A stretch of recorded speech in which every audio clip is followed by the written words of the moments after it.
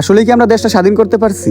এটাই কি তাহলে স্বাধীনতা? যদি এটাই স্বাধীনতা হয়, এমন স্বাধীনতা আমরা চাই নাই। কারণ ভাই, যে জাতি স্বাধীনতার 10 মিনিট পরেই দেশের মধ্যে অগ্নিসংযোগ লাগাই দেয়, ভাঙচুর তাণ্ডব শুরু করে দেয়, স্বাধীনতা তারা আর যাই হোক রক্ষা করতে পারবে না। এমনি এমনি বলা হয় নাই ভাই স্বাধীনতা অর্জনের চাইতে স্বাধীনতা রক্ষা করা কষ্ট। কেন ভাই? আপনারা কেন সরকারি সম্পত্তিগুলো, প্রপার্টিগুলো নষ্ট করতেছেন, ভাঙতেছেন, জ্বালাইতেছেন কেন?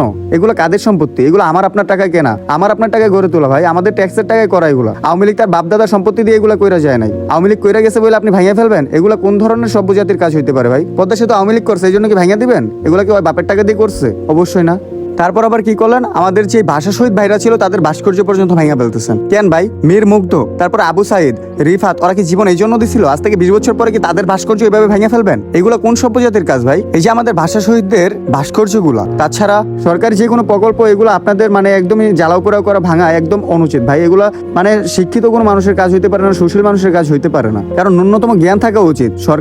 সরকারি প্রকল্প যেগুলো ভাই, এগুলো আমাদের সম্পদ, আমার আপনার সম্পদ ভাই। আপনার ব্যক্তিগত ক্ষোভ থাকতে পারে, আপনি আপনার বিরোধী দলের নেতার বাড়িঘর জ্বালাই পোড়া করে দেন।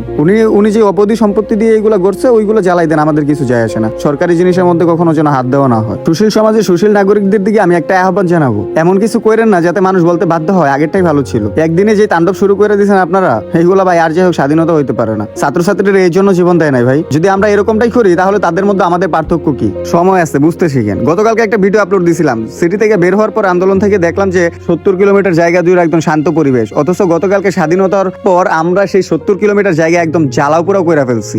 অথচ এতদিন কোনো আপনাদের পাশে পাইলাম না, কোনো একটা পোস্ট পাইলাম না, কোনো মিছিল মিটিং এ পাইলাম না, কোনো একটা আন্দোলনে পাইলাম না। আর এখন আইসা ভাঙচুর করতেছেন, থানা ভেঙে ফেলতেছেন, সরকারি প্রকল্প ভেঙে ফেলতেছেন, এটা জ্বালাও করতেছেন, ওইটা পোড়াও করতেছেন, মানুষ মারা ফেলতেছেন। কেন ভাই? এগুলাই স্বাধীনতা?